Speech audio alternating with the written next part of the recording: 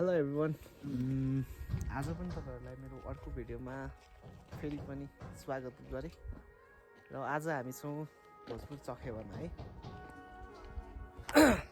चखेवा भनेको यो चाहिँ हाम्रो खोटाङ र भोजपुर जोड्ने गेट हो, छुट्याउने गेट सिमाना है। यहाँदेखि यतापट्टि भोजपुर जान्छ र यतापट्टि खोटाङ, यता टेम्के।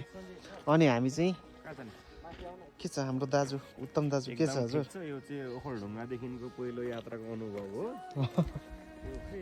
यो एकछिन त बाटोले ठिकै भन्दै थियो, अहिले त चाक दुखिरहेछ अलिअलि त दुखाउनु परिगयो नि।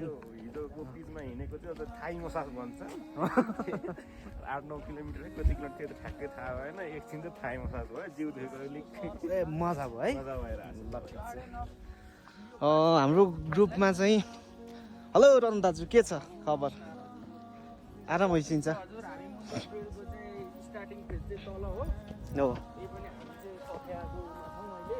एकदमै राम्रो सौन्दर्य छ र नेपालभन्दा बाहिर अरू फरेनरहरूलाई पनि यो मुन्दुम ट्रेलको यात्रामा चाहिँ सरिक गराउनु मन छ मलाई चाहिँ।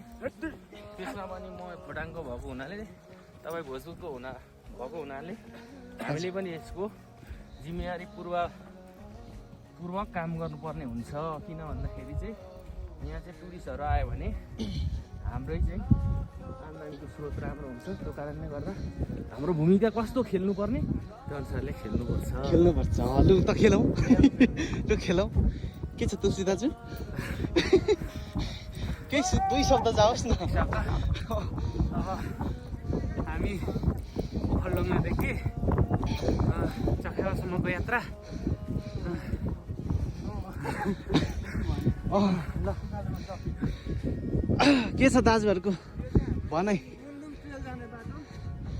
हजुर एकदम ह्याप्पी छ यहाँनिर आज आएको होइन। सबको मुहार चम्किलो छ, सरहरूसँग आउँदाखेरि अझै रमाइलो भएको छ। यस्तो यो छ ल अहिले चाहिँ अलिकति हाम्रो मौसम के हो? चुनरिया चुनरिया हाई हाई।